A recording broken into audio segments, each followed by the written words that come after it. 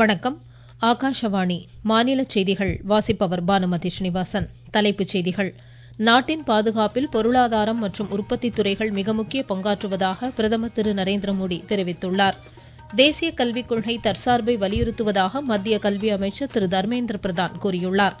உலக அளவில் கட்டுமானத் துறையின் மிகப்பெரிய பொறுப்புகளில் தமிழக பொறியாளர்கள் சிறந்து விளங்குவதாக துணை முதலமைச்சர் திரு உதயநிதி ஸ்டாலின் கூறியுள்ளார். செயற்கை நுண்ணறிவு தொழில்நுட்பத்தை அனைத்து துறைகளிலும் பயன்படுத்துவதன் அவசியத்தை மாநில அமைச்சர் திருமதி கீதா ஜீவன் வலியுறுத்தினார். ஹாங்காங் ஓபன் பேட்மிண்டன் ஆடவர் இரட்டையர் இறுதிப் போட்டிக்கு இந்தியாவின் ராங்கி ரெட்டி ஷிராக் ஷெட்டி இணை முன்னேறியுள்ளது. இனி விரிவான செய்திகள். நாட்டின் பாதுகாப்பில் பொருளாதாரம் மற்றும் உற்பத்தி துறைகள் மிக முக்கிய பங்காற்றுவதாக பிரதமர் திரு நரேந்திர மோடி தெரிவித்துள்ளார். மிசோரம் மாநிலத்தில் 9,000 கோடி ரூபாய் மதிப்பிலான பல்வேறு வளர்ச்சி திட்டப் பணிகளை காணொலி மூலம் இன்று தொடங்கி வைத்து பேசிய அவர், வளர்ச்சி திட்டங்களுக்கு மத்திய அரசு உயர் முன்னுரிமை அளிப்பதாக தெரிவித்தார்.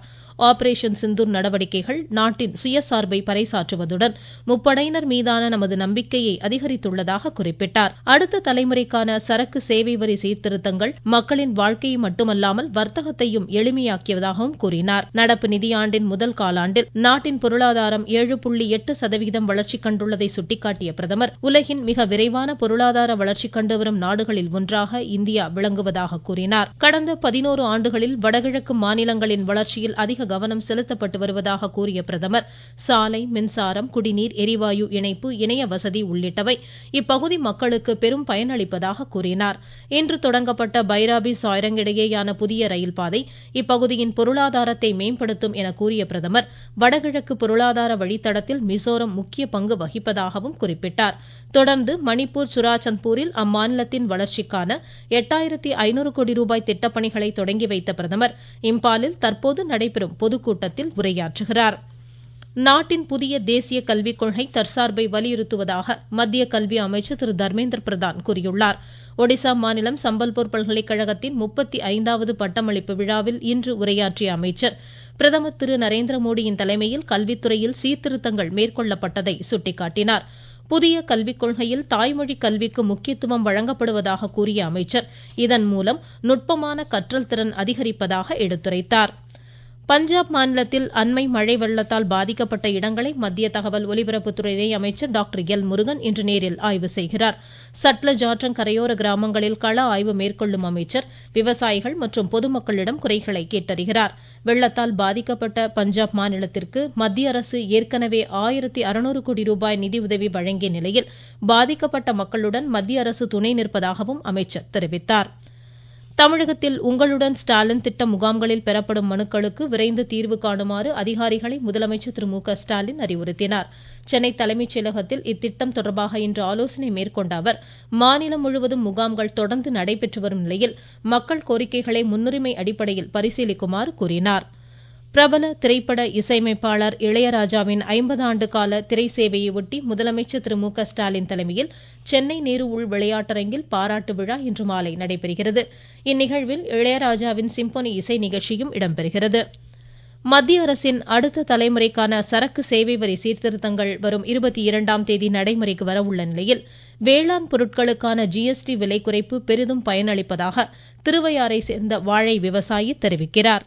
நான் திருவையாறு வாழை விவசாயி மதியலன் பேசுறேன். GST வரியை மத்திய அரசாங்கம் குறைச்சிருக்குது. வேளாண்மை துறையில் உள்ள வேளாண்மை பொருள் மற்றும் இடுபொருள்களுக்கு உரங்களுக்கு 12% 5% குறைச்சிருக்காங்க. இதனால செலவு கம்மியாகும். தரமான நல்ல உணவு உற்பத்தியை நாங்க பண்ணி பொதுமக்களுக்கு நாங்க நல்ல தரமான பொருள் குறைந்த விலையில கொடுக்கறது எங்களுக்கு வழிவகுக்கும். இதற்கு மத்திய அரசுக்கு நன்றி தெரிவித்துக் கொள்கிறோம். கட்டுமான பொருட்கள் மீதான GST விலை குறைப்பால் சாமானிய மக்கள் பெரிதும் பயனடைவதாக விழுப்புரத்தைச் சேர்ந்த கட்டுமான ஒப்பந்ததாரர் தெரிவிக்கிறார். என் பேர் சுகுமார், விழுப்புரம். இப்போ சமீபத்தில் செப்டம்பர் 22ஆம் தேதியிலிருந்து GST குறைப்பதற்கான அறிவிப்பை மத்திய அரசு வெளியிட்டுள்ளது. மிக சிறந்த பாராட்டுதலுக்குரியது. ஒப்பந்தக்காரராக இருக்கும் எங்களுக்கெல்லாம் சிமெண்ட் போன்ற பொருட்களில் விலையை GST குறைத்துள்ளது மிகப்பெரிய வரப்பிரசாதமாகும். நீங்கள் கேட்டுக்கொண்டிருப்பது ஆகாஷவாணியின் மாநில செய்தி அறிக்கை.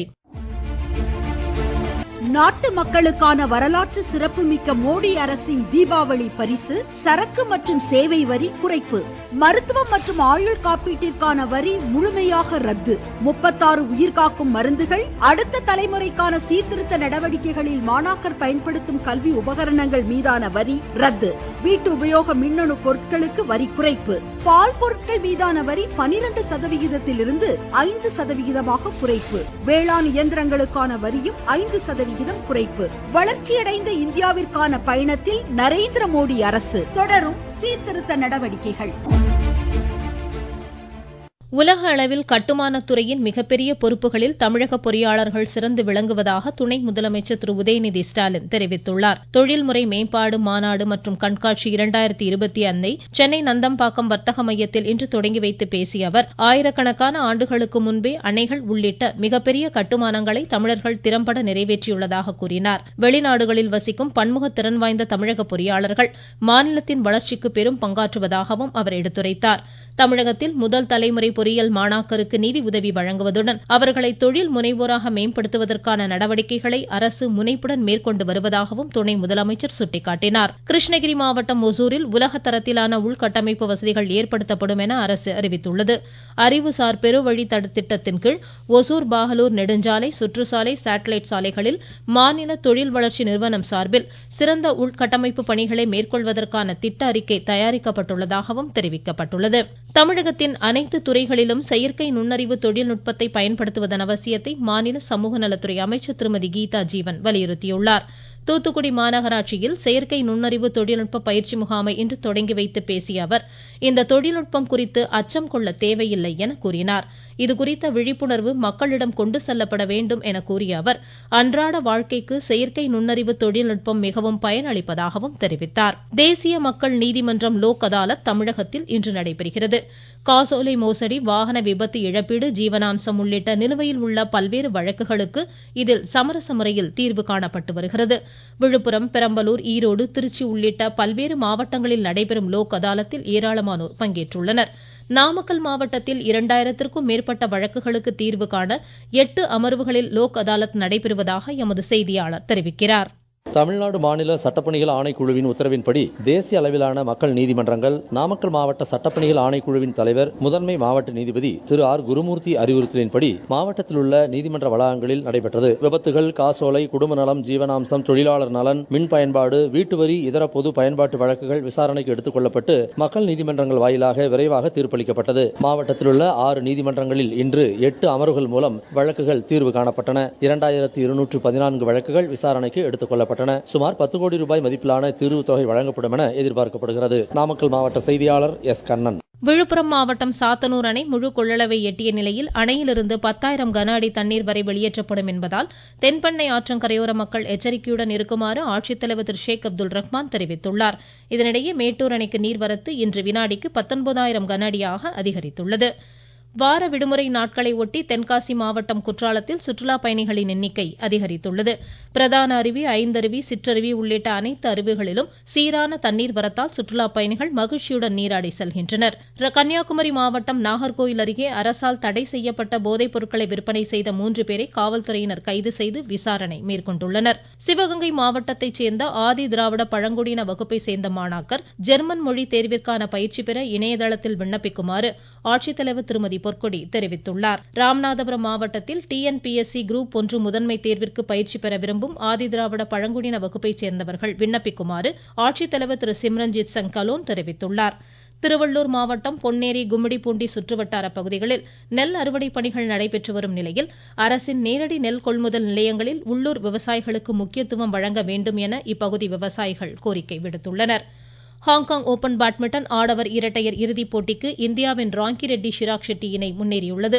இன்று நடைபெற்ற அரையிறுதியில் இந்த இணை தைவான் இணையை 21-17, 21-15 என்ற நேர் செட்களில் வென்றது. ஆடவர் ஒற்றையர் அரையிறுதியில் இன்று இந்தியாவின் லக்ஷ்யா சென் தைவானின் டியான்ஜின் சோவை எதிர்கொள்கிறார். சீனா ஹாங்ஸுவில் நடைபெறும் ஆசிய கோப்பை மகளிர் ஹாக்கி போட்டியில் இந்தியா இன்று பிற்பகல் ஜப்பானை எதிர்கொள்கிறது. மீண்டும் தலைப்புச் செய்திகள். நாட்டின் பாதுகாப்பில் பொருளாதாரம் மற்றும் உற்பத்தி துறைகள் மிக முக்கிய பங்காற்றுவதாக பிரதமர் திரு நரேந்திர மோடி தெரிவித்துள்ளார். தேசிய கல்விக் கொள்கை தற்சார்பை வலியுறுத்துவதாக மத்திய கல்வி அமைச்சர் திரு தர்மேந்திர பிரதான் கூறியுள்ளார். உலக அளவில் கட்டுமானத் துறையின் மிகப்பெரிய பொறுப்புகளில் தமிழக பொறியாளர்கள் சிறந்து விளங்குவதாக துணை முதலமைச்சர் திரு உதயநிதி ஸ்டாலின் கூறியுள்ளார். செயற்கை நுண்ணறிவு தொழில்நுட்பத்தை அனைத்து துறைகளிலும் பயன்படுத்துவதன் அவசியத்தை மாநில அமைச்சர் திருமதி கீதா ஜீவன் வலியுறுத்தினார். ஹாங்காங் ஓபன் பேட்மிண்டன் ஆடவர் இரட்டையர் இறுதிப் போட்டிக்கு இந்தியாவின் ராங்கி ரெட்டி ஷிராக் ஷெட்டி இணை முன்னேறியுள்ளது. இத்துடன் இந்த செய்தியறிக்கை முடிவடைந்தது.